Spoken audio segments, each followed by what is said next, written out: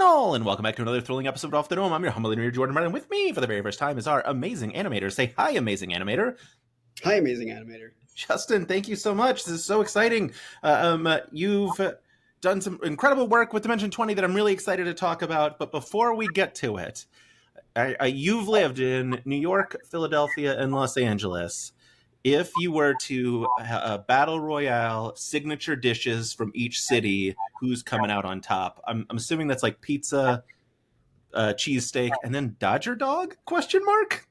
Oh boy, way off. No, is that? I lived in LA for like a year, and I was like, I don't know what the signature dish of LA is. I think it's got to be tacos. Okay, like tacos of all kinds. I think. Yeah, that's fair. Yeah. And then Philadelphia. So I'm a vegetarian, but even more important than that, soft pretzels are like the most important food in the world to me. So, that's the Philly one. Yeah, fair. But like, who's coming out on top? Who's like, if you're like, I guess then pizza, tacos, soft pretzel. It feels like soft pretzel based on the question I'm about to ask you next. Yes. It is absolutely soft pretzels. Great. Speaking of soft pretzels, how do you feel about pretzels in movies? Is that an accurate transition to what's currently happening in your life? Yeah, that's a really good question. Yeah, I think that like pretzels and Philadelphia are both like, we haven't heard from them enough in film. And I think that they're two of the new stars, I think, of cinema. So I have loved soft pretzels my entire life. They're like so tied up in, where I come from, and just sort of like, it's so weird to say it, but like how I think about the world, where like we have pretzels that are different in Philly and people out here don't really know what that's like. And I just want to bring them into my career now that I've done all this stuff. I'm like, all right, it's time to bring pretzels in. And how are you bringing pretzels into your career? Well, actually, wait, I have a prop. Okay. I don't know how many people bring props into these things, but here. Ooh, that's really cool. So this is a pretzel from a guy named Shappy. Adam Shapiro has a pretzel company out here. And I 3D scan these pretzels. And I'm starting this new series called Great Pretzels in Cinema History, where I basically animate them into, famous scenes like Rocky running up the steps, the art museum in Philly. And I think we're going to do an ET one next. But the whole plan here is to basically sort of insert pretzels as this really important character in cinema history, and do these animations and use, great voiceover artists from Philadelphia, or great comics like Rekha Shankar just did one for us. I have a lot of ones that I can't announce yet, but that'll be coming up soon. And the plan with this is we're working towards a Philadelphia cinematic universe. There's going to be a trilogy, three Philadelphia films coming out in the next decade. And so the first one is going to be about a guy who makes his own soft pretzels and sells them on the street. I love that so much. Yeah, as you were saying that, I was like my brain was like, all right, famous Philadelphia movies, because like Rocky, obviously, and then of course, like the one that jumped to mind was Philadelphia, and I was like, I don't know if that's fun to insert a pretzel into that movie. Yeah, we're going to stay away from the serious ones, I think. Yeah, that's probably wise. It's very funny, like doing prep for this interview, like seeing that pop up, the like great pretzels in history, and being like, well, I have to ask him about this, but like how? Like how? Like, but it turns out very, very smooth transition into great pretzels in history. Yeah, it's all like a very obvious narrative there, Yeah. And one of the things that I love most about this project of yours is you describing it while there is an Emmy visible in the background. Yeah. Because you are an Emmy award, three-time Emmy Award winner, if I understand correctly, Yes. for not pretzels, as far as I know. I don't actually know what you've won your Emmys for.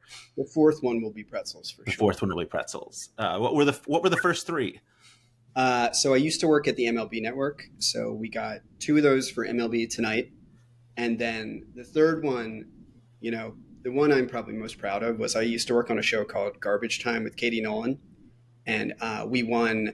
We were this like tiny little team making a national television show, just working crazy hours. And everybody was like so important. It was such like a close knit team.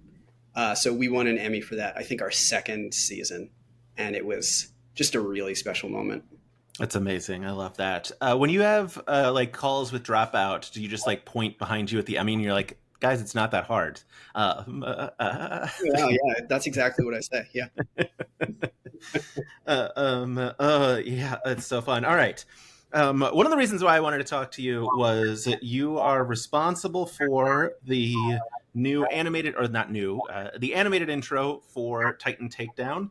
And one of the things that I love that you and a lot of folks do that work at like Dropout, Dimension 20, etc., is you do some like really incredible behind the scenes stuff, like looking at how you do it. Now, I will tell you, I understand very little of what you say in your videos, but I still really appreciate it. Yeah, how, like, can you talk about how it came to be, like your involvement in Titan Takedown, what the just sort of the beginnings of the project? Sure. Yeah. So I've been working with Dropout for a minute doing just like small graphics packages here and there. One of my specialties is that I'm really good at a very boring skill, which is basically taking After Effects projects and templatizing them so that editors can use them. And it's like a very fun thing because I get to just sort of turn on music and just go down a rabbit hole of like coding and stuff like that because I like dream in After Effects, unfortunately. Um, but with Titan Takedown, TJ Gonzalez, TJ approached me because I had worked on a short film called Dad Company that was, it stars Steve Ogg. It's this like very goofy short about dads who travel back in time to World War II and realize they're not equipped to handle that. And it has this comic sensibility that is so perfect for Dimension 20 because it's like way over the top, way too serious, and the jokes are all basically about taking something serious to its logical extent. Um, and so yeah, TJ reached out to me and he had just a very general idea of what they were looking for. They knew they wanted it to be this sort of like ancient Greek thing, sort of Vegas-y, and they knew that the sort of WWE heavy intensity of it all meeting the Dungeons and Dragons stuff just was like would be so easy to bring comedy to. Yeah, yeah, it's super fun, and then obviously, like, we get that. Like, I guess that mean how much design input then did you have then? Like, as that was going, like, it sounds like it was a more like rough sketch when it came to you. What was that like for you? I would say when it came to me, it was like a paragraph of non-visual description of what they wanted, really. So it was very much like conceptually, this is what we want. This is the mood of it that we want, and this is the overall narrative. This is what we want to communicate. And then they really gave me a ton of freedom to just go in and do stuff that I thought was cool. And it was such a fun process because I would build. I have a presentation that I work off of always for this sort of thing, where I put in a bunch of references that I like, and I write a lot of words. I love to describe what exactly they're going to see and give like a narrative approach to it. And at every step of the way, they were on board with what I was saying, and then they had really smart ways to make it fit the brand better and make it just the most exciting, fun version we could do, while also in a very short time because unfortunately this was all kicking off right when the fires in LA were happening. So we were all running away from that at that time. Yeah, yeah.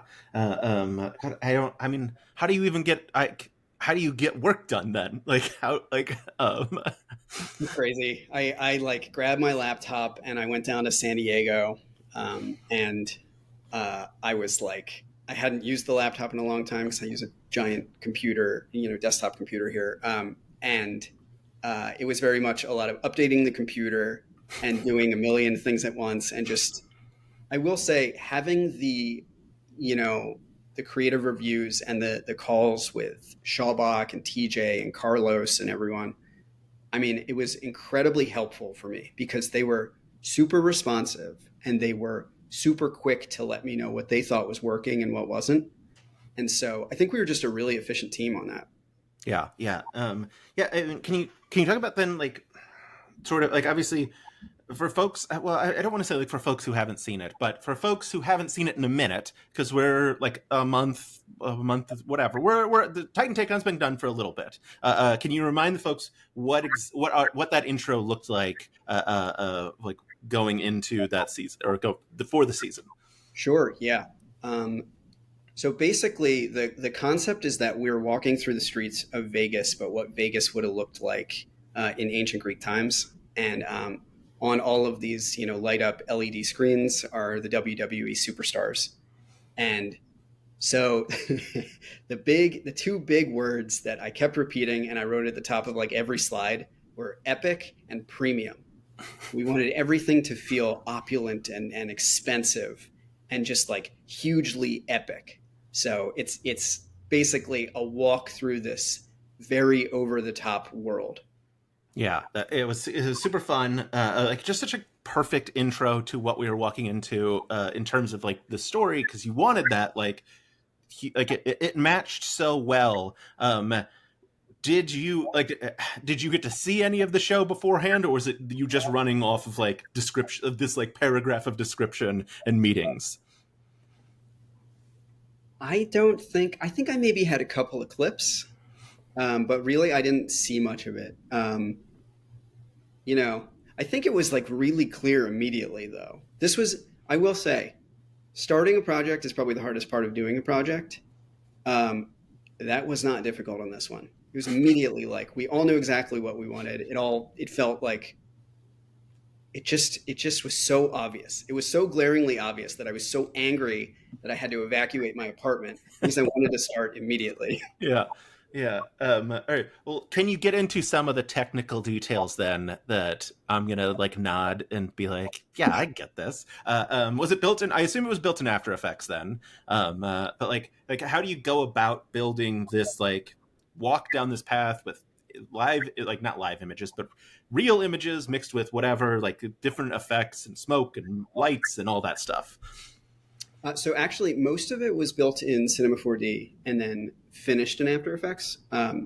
So the whole 3D world, that's all stuff that I either or that I modeled and lit and built in Cinema 4D. And I there's always like a debate about whether or not you should finish stuff or get your near final look in Cinema 4D, or if you should go out to compositing in After Effects or Nuke or whatever to finish that stuff. I like to get as near to the completed image as possible in Cinema 4D. So there's a ton of volumetric stuff going on, which is the fog, all that environment stuff, because I really wanted lighting. Lighting was probably the most important part of this. I would light every single scene and then delete all of the lights and just put in like a single really intense light and then add a few pops here and there because I wanted everything to feel like bold, and rim lighting is so important to me. And I didn't want anything to be like fully lit up at any point. Maybe you have a spotlight crossing, something like that. Um, and then, beyond that lighting stuff, part of the reason to make that lighting simple is because we really wanted to focus on the WWE superstars and, of course, Brendan when we see him. And we have these big LED screens. So you want all of that light to affect the whole scene too. So, one of the reasons I had to do all that, or one of the reasons I had to spend so much time in Cinema 4D before even thinking about compositing was I wanted the light bouncing to feel natural. I wanted it to feel like you could physically be in that space. That's why one of the details that I obsess about is camera height. And I tried to make the camera always at a realistic height, like 6 feet off the ground. And if we ever had like handheld camera stuff, I give it just sort of a very natural motion to it because I want it to feel like you're in that world. I didn't want it to feel like, one of these Marvel movies where a camera is like flying through the sky and you don't actually know how that would be possible. I wanted it to be like you are in this space and you are being awed by everything you're seeing. Yeah, that's super fun. All right, so for someone who definitely doesn't understand it, when you're lighting something in Cinema 4D, like, are you literally just like clicking a button that's like add a light here, add a light there? Like, how is that technically working? Yeah, I mean that's more or less it. You basically say, give me an area light or a spotlight or a point light or something like that, which are all sort of like abstractions of what, real lights would be on a set. And then you just sort of drag them around and it has helped me to light on set actually, because I spend so much time moving around virtual lights that I know the difference. I know the difference between, rim lighting and front lighting and all that stuff just naturally now. But it's like a lot of the stuff like spotlights in this, which are, you want to actually see the cone of the light, cutting through the atmosphere. That was so important to this stuff. I wanted everything to feel like actual physical lighting. Yeah, yeah. I mean, I assume that means that like when you're adding in like the fog element stuff like that, the system is automatically like a light hits fog. You don't have to go in and play like and say like, okay, this is what a light looks like when it hits fog. I assume that's baked in. Yeah, Um, that's how yeah, these modern renderers work, and it's really interesting because basically you set up a physically realistic scene, and then it calculates the lights bouncing around the scene. that's super cool. Yeah, what this really makes me angry about. I don't know if you watched the Bad Batch, the Star Wars cartoon. Some of it. But it's like computer, et cetera, right? And there are times when they're on like dark planets and you can't see anything that's happening. And I'm like, just you're using a computer. You don't have to buy extra lights. Just turn on more lights so I can see the damn thing. And now knowing not how easy it is, because obviously I'm not saying that it's easy, but how easy it would be to make me be able to see it, I'm even angrier about it. I mean, what's funny? It's this sort of lighting is so difficult because you can stare at a scene. I mean, the scene that I did with Brennan, where the camera comes out from inside the darkness and sort of tilts up, I rebuilt that like 10 times because initially I had like hundreds of lights in that scene and they were just shooting in all directions. And I was like, I want to see a little something here. And like, it was over art directed is what I would say. And so then when you turn off all the lights and you go, what do I need to see? And, I need to see a little pop of like moonlight on this side, but the spotlights are cutting across the screen here. It's so delicate. You mess up one of those things and suddenly everything is bright. You have to look at everything in a scene, and that means you have no idea what to actually focus on. And again, if you go too far like that and you're like, I only want one light in the scene, I only want moonlight and it's actually coming from behind, then can't see anything. Right. Yeah. It's oh man. It's it's really interesting. I also say, I mean, I think Trip Woods did the music for the intro as well. Did you have music prior to like? Did you have music, or was that like the first time you sat down to watch an episode was when you saw it all come together? Yeah, I think they sent me back a cut before it actually dropped. But I did whenever I cut like title sequences or anything like this, I throw in temp music. Mm-hmm. And it's so interesting because I went a completely different direction from how it ended up. I did this like Gregorian chant into like trailer music sort of thing. So it was like very dark and spooky. And then when I saw Trips, I was like, yes, that is correct for this. That makes so much more sense. I mean, what was that like then to see like because it matched so beautifully. It feels like it was made at the same time, which is I hope a compliment of like it came together so well. Like was that were you surprised, or is that not like a thing that's surprising? You'd be like, oh yeah, you changed the music completely, still like the beats hit perfectly for it. It's the like editing itself is very simple in this thing because it's like there's no transitions, there's no like quick cuts or anything like that. But what did surprise me was just how radically different it was from what I expected and where it ended up. That almost never happens. I never see something like that happen. That shocked me, but also the quality of the music that is not, it's not a licensed track or something like that, and it's that quality, it's composed specifically for this. That's unbelievable. Yeah, yeah. It's amazing.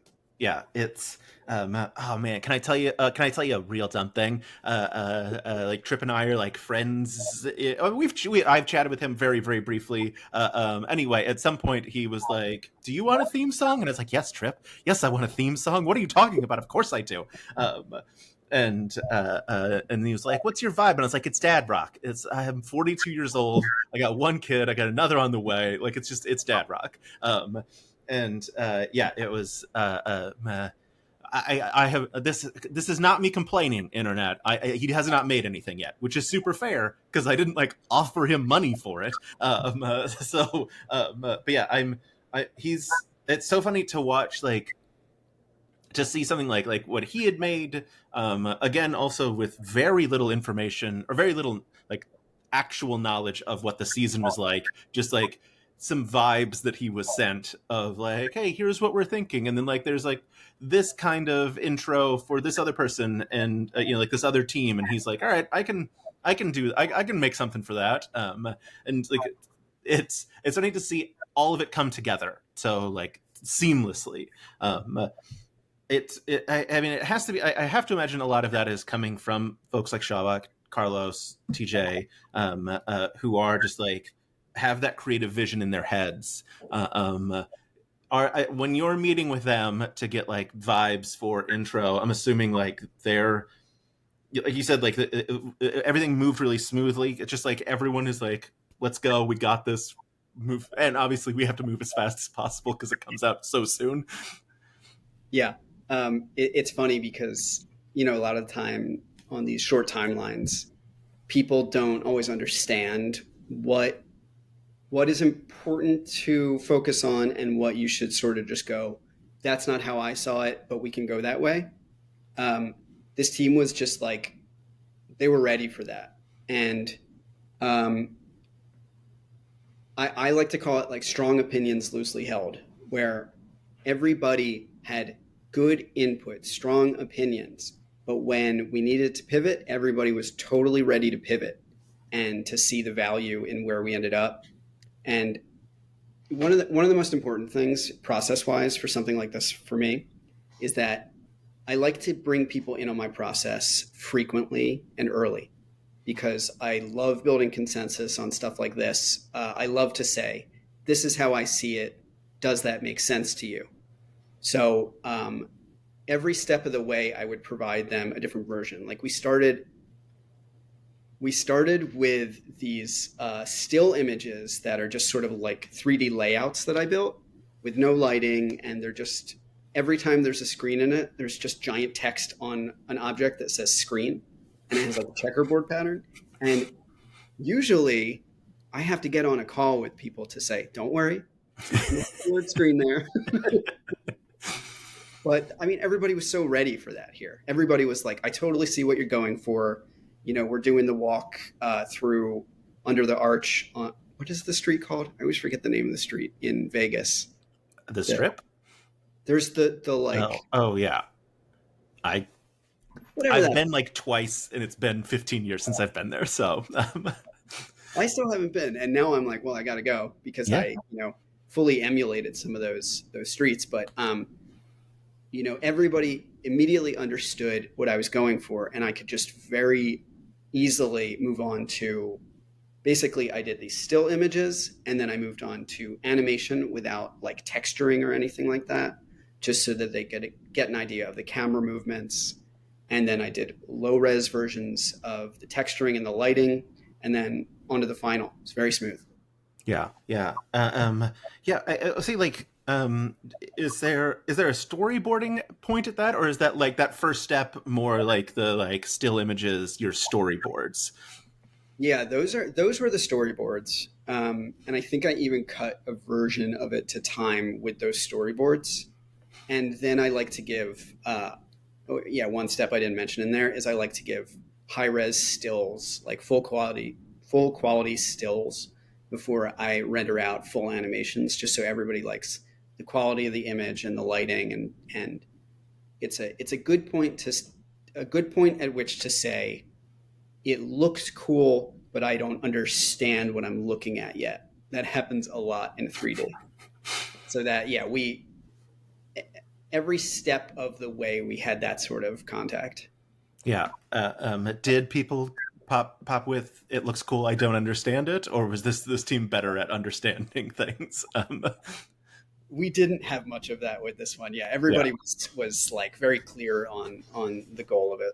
Yeah, I mean, I have to imagine for them, a lot of it is very helpful that, like, with the like literal projections on the dome, they are probably used to seeing like not half baked because that doesn't seem like the right, but like incomplete work of like, all right, this is where we're going. Yeah. Like things like I could tell you, I talked to Derek Christensen, who does projections on the dome, and they did the tabby face for Misfits and Magic, which was like a little animated rock that had a face on it. And their original design was like a 3D model of their face put onto this rather than this like real cutesy little like emoji looking thing. And apparently it's just an absolute nightmare. And I'm still upset Derek has never released the nightmare cut of Tabby. But like, yeah, like having knowing that they have these huge processes that they have to go through and seeing Yeah. things that like change that differently, it's not surprising that like they're like, oh, okay, I see where you're going, let's move in this way and like let's adjust here. And there's a thing that a lot of us do where whenever we have the opportunity where we're waiting for footage or waiting for like verbiage or something like that, we will put in the thing that we believe in. And so for me, I always write something about the Eagles or soft pretzels whenever I have to do that stuff. So this is like, so it would be like screen soft pretzels, like what is Exactly. like, oh man, that's so good. Oh god, I love that. Right. Is there like as this process goes on? Is there a favorite part of it, or do you have a favorite part of this process in terms of like opening to closing? Is it the adding of like "Go Eagles" to various screens? Um, once I get to the point where I'm moving lights around, that's when I'm like hitting a flow state. That's when I'll look at the clock and it's 4 in the morning and I won't notice. And that's like deeply pleasurable to me to just lose myself in it. Kind of feels like painting to me. Once I already know the direction and once I already have people on board with the vision, I mean, I'm just free to do my thing. It's an incredible feeling. Is that a like music on moving lights? Like what are you listening to? What's your playlist for like in the flow state? Well, there's no playlist. There's just live fish. I just leave fish playing for hours and hours and hours, and luckily there are hours and hours and hours of it out there for me to listen to. Yeah, I'm assuming you mean band and not animal. That's Yes. For folks, let's see. The thing is, I got young folks in the audience. Fish is a jam band, very famous for having like hour-long songs. Yep. Um, yeah, that's very fun. Yeah, I when I was writing, when I was in a PhD program, and whenever I would write or like study or whatever, I can't have lyrics like that. That messes me up. I imagine it's different when you're moving lights because you aren't like also focusing on words. Right. And so like I had to like build like a whole playlist of like songs that didn't like instrumental stuff. And oh man, I came across some it's called Two Cellos. Ooh baby, they play like Nintendo theme songs, but on like the cello. It rules. Yeah, I And love that stuff. Yeah, it's very funny. And then and then at the end of the year, my Spotify playlist will be like, "You like dad rock and video games?" And I'm like, "Well, you're not wrong." Like, I'm assuming Fish then just like top of your Spotify end of the year wrapped like I every mean, year. I subscribe to their streaming service, Oh, so okay. So it's that's how serious it is. absolutely. And I Yeah. am, you know, I go to fish shows alone because no one I know likes them, which is totally reasonable. Reka came with me to a show last year, and she was like, "Okay, cool, that was an experience. Never want to do that again." Oh man, that makes me think that like the whole time Jess Ross on this year's Smarty Pants was giving her presentation about like why concerts are terrible, Reika Yeah, was just flashing back to Fish the like whole presentation. and I was actually at the taping of that episode. So yes, absolutely, that was happening. That's so funny. Okay, one of the other things that I love that you do, like I mentioned, you do these incredible behind the scenes breakdowns where you're literally just like, here is like these early renderings of like, all right, and then I added fog, and then here I am moving lights. It's it's like I said, it's a thing that I feel like a lot of people at Dropout do in terms of like, I want to show you some of the process behind it. I assume it's. Is it encouraged? Is it just like do whatever you want? Like how are folks at like Dimension 20 when you're like, hey, I want to show like in-depth process of how this came about? Dropout is so open in a way that I'm so appreciative of because I've worked with so many clients, especially like film and commercial stuff, where they're like, you can never show that After Effects project ever. Like we own that. It's on your computer, but we own that. Dropout, I think, just loves engaging with its audience so much. And, I think it's pretty clear that there's no downside to letting people in on the process stuff. So uh, it's not like I'm showing any secrets. We see the final product, so who cares about how I move the lights around? Yes, I don't know. It's really nice to talk to other people at Dropout about that stuff too. Like Trip when he does his behind the scenes or his Yeah. breakdowns on how he does music. I mean, it's incredible. I love watching that stuff. Yeah, yeah. I think like you said, like they love to engage the community with that. Obviously, the community loves to engage with it as well. It's why I exist as whatever this is. How's fan reaction been to getting to see like behind the scenes stuff for Titan Takedown, Cloudward Ho, etc. Oh, it's so nice. It's great. I mean, and you were talking earlier about how it's cool to see the breakdowns even if you have no idea what's happening in them. And it took me many years to realize that people actually are interested in that because it's not it's kind of like watching somebody who builds stuff like a craftsman or something like that. You're not like, I'm watching this in order to learn how to do the thing. You kind of just like to see the possibilities, see what is out there that can be done by someone because that's good sort of intellectually in general. But you also just want to see, it's a very personal story, how someone creates their art, how someone sits down at their computer or instrument or whatever and just sits there and does the thing that they are good at. And who has the people who've been the nicest about this stuff are the ones on Reddit. I just kind of like randomly threw some of these breakdowns on Reddit, and everybody's asking great questions, and they're just so curious and friendly about it. Really feels good. Yeah, which is such a rare experience on Reddit. Yeah, that's cool. It is like I post like every interview on Reddit. It's usually very good. Very rarely do things go poorly Yeah, in those specific communities. I should say I yeah, don't venture much away from them. Yeah, it's really funny like because you mentioned like even people that don't like understand it. I will tell you 100% guaranteed someone is watching this right now and very mad at me for not asking like technical specific questions because like I talk to people like TJ Dumpster who does the audio engineering for like Dimension 20 and it's always so funny to me because like I'll post the clips and like TJ will see it and like be in the comments and people will be asking like such specific technical questions yeah. about things and I'm like I didn't know. I don't know how to ask that question. I can be like, oh, what program do you use?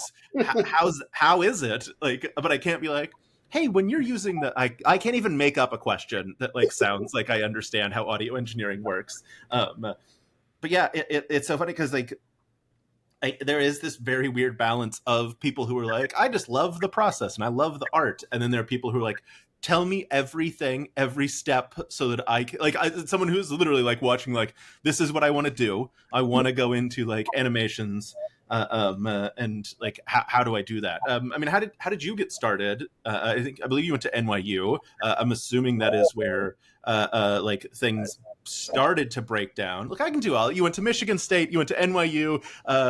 Somewhere in Philadelphia, I think. I've looked at your LinkedIn page. Oh, that's funny. Was it Michigan State or was it Michigan? It was Michigan. I'm so sorry. I know that's deeply troubling. Go blue. How about that? Did I bring it back? I saved it a little bit. Yeah. Okay. Yeah. So, I mean, my background is audio engineering and music initially. I studied music technology at NYU before I transferred to. That's right. I remember when I saw it. This is so stupid. I thought it said music theocracy instead of technology, because I was just like scrolling down and I was like, this is all I want to talk about now. And then I saw it said technology and I was like, that makes a lot more sense. Hey, whatever's happening right now is not working. We could try music theocracy. Yeah. Why not give it a shot? Yeah, I studied music tech there because I was so into recording in high school. And then I transferred to New College of Florida, which is this weird little hippie school, and studied like classical composition. So from there, I was just, then I went to grad school. Right. Then I went to grad school for media arts at Michigan. And that led me to working in a recording studio in Philadelphia. So I did a lot of like, I recorded and mixed a lot of pretty bad radio ads, which I still have a few of them on my hard drive, and I love them, and I listen to them frequently. But from there, I moved to New York, and I started getting more into animation and visual stuff. And basically what happened was I knew I liked animation, and I knew I liked filmmaking. And so I kept working on TV shows. I worked on Garbage Time doing the motion graphics and stuff like that. And I was always the guy who could do anything or like learn anything. I couldn't do anything particularly well, but I could definitely figure out how to do like most of the stuff that we needed to. So I was like animating, editing, shooting, mixing, doing the music for stuff. I was always the guy you would reach out to if you needed, like a utility player. And it wasn't until I moved out here to LA that I started really, focusing more heavily in 3D and doing a lot of ad work. And I just got faster and faster. And I became a person who you could go to if you wanted polish on a really short timeline. And from there, it was just, title sequences and music videos and shooting my own stuff. Like I said, that short film Dad Company, which is fully live action, was part of the reason that the Dropout team came to me for the Titan Takedown intro. That sort of like cross-pollination between worlds, I think is so exciting and so fun. Yeah. I will also say something I noticed seems to be a theme in your filmmaking: slow motion shots of food hitting people in the face. Do you think that's a fair assessment of the films that you make? Yes, I do. Yeah, I don't know what that is, man, but I just love the look of a cake falling apart in slow motion and then just nailing someone in the face. Yeah. Hey, if it works, it works. We've talked a bunch about Titan Takedown, but you also did the teaser trailer for Cloudward Ho, which I imagine very different, probably not very different like process, but very different visually of like, all right, you've done walking through like an ancient city, now do every gear that's ever existed. What was the call for that like? The call for that was, "Hey, don't go crazy. Take it easy. This needs to be done in 1 week. Please don't go nuts." And my response was very specifically, "I promise I won't go crazy." And then I went crazy.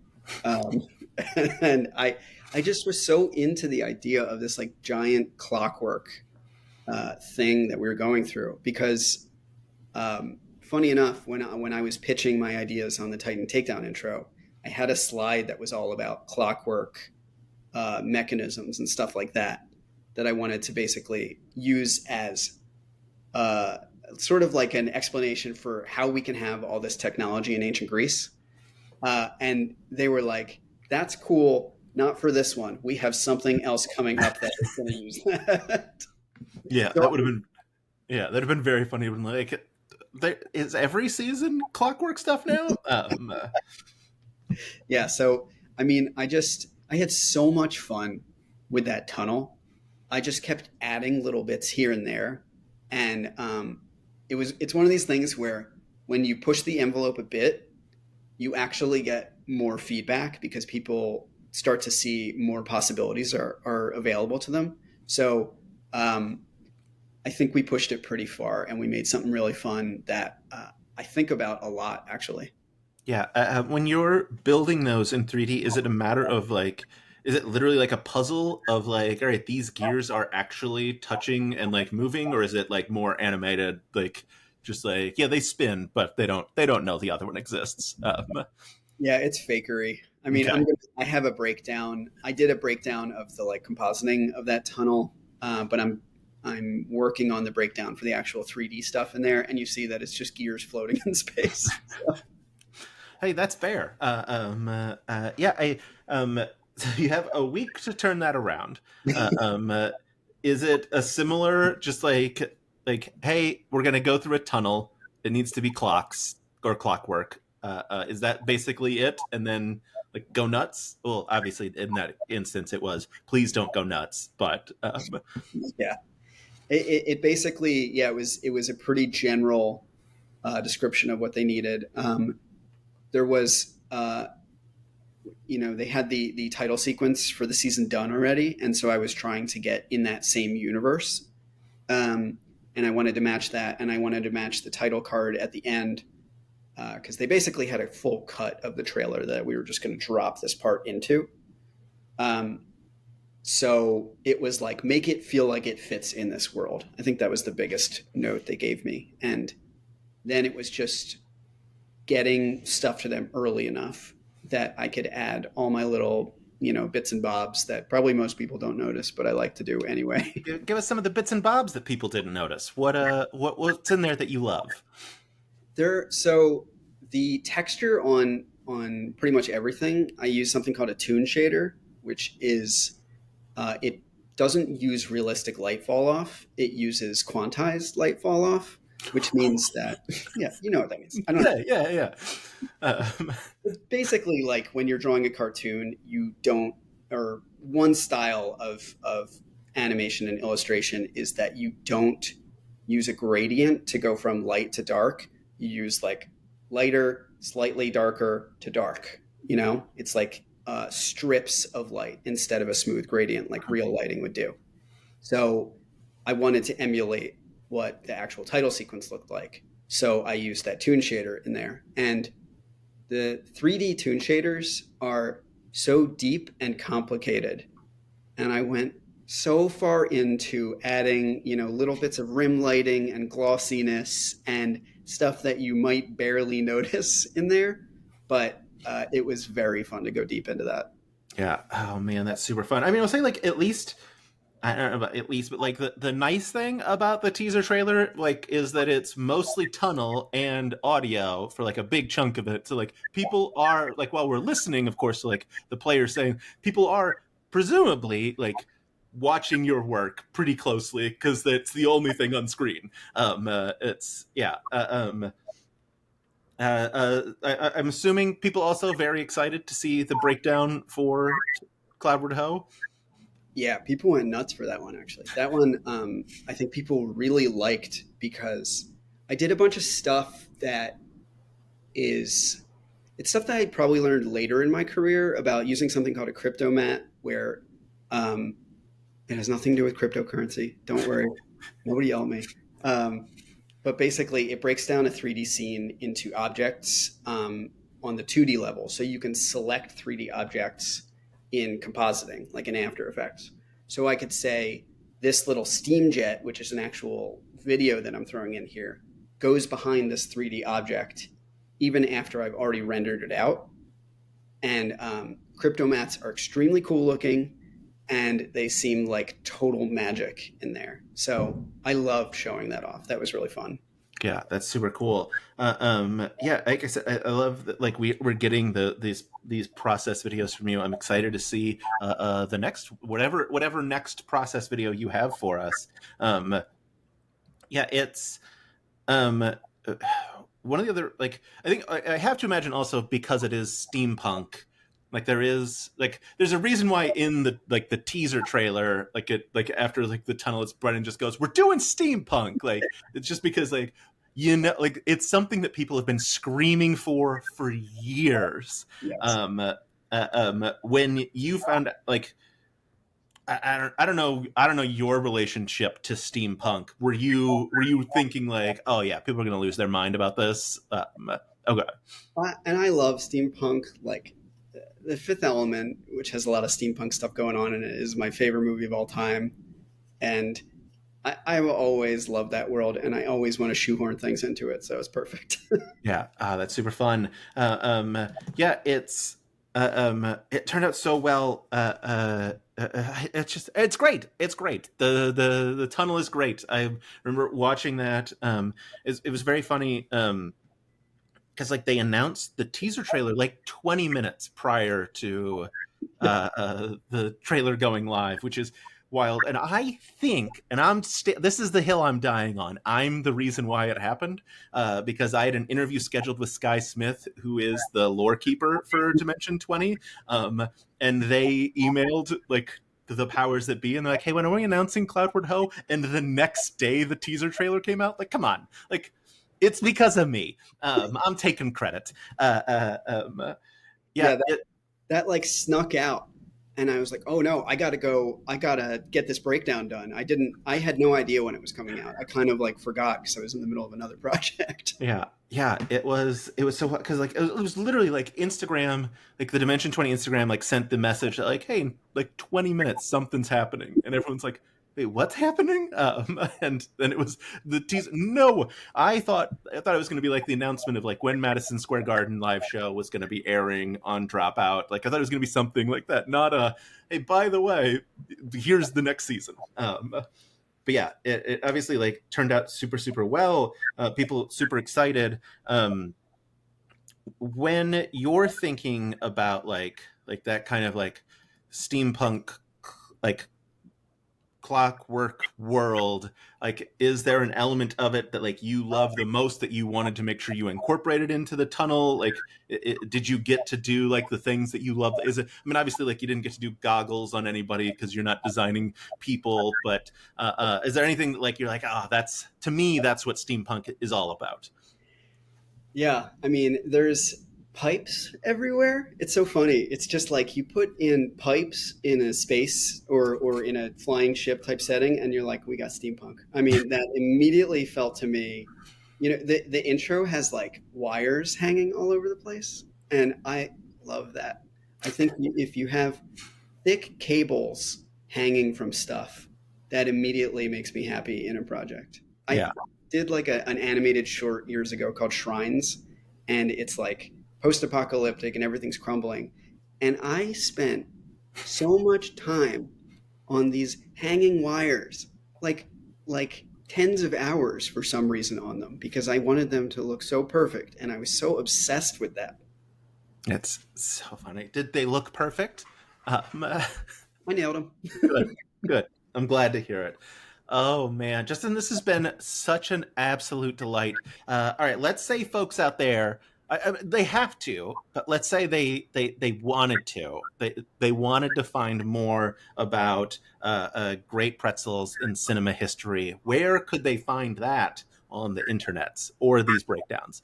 They might be more interested in the breakdowns, but they should be more interested in great pretzels. You should also look at the pretzels, we'll say. Yeah. So those are going to be going up weekly on my Instagram, which is Justin H. Crowell. And also my TikTok, which should also be Justin H. Crowell, I think. And yeah, all of my stuff, I'm focused on those two places. So everything is going to go up on both of those. I'm looking at the last time we sent a message. Yes, that is what your TikTok is. You're Great. good. You got it. Justin, thank you so much. This has been an absolute delight. I don't know how to end an interview, so I'm just going to hit stop recording. Great talking to you, Jordan. Thanks so much.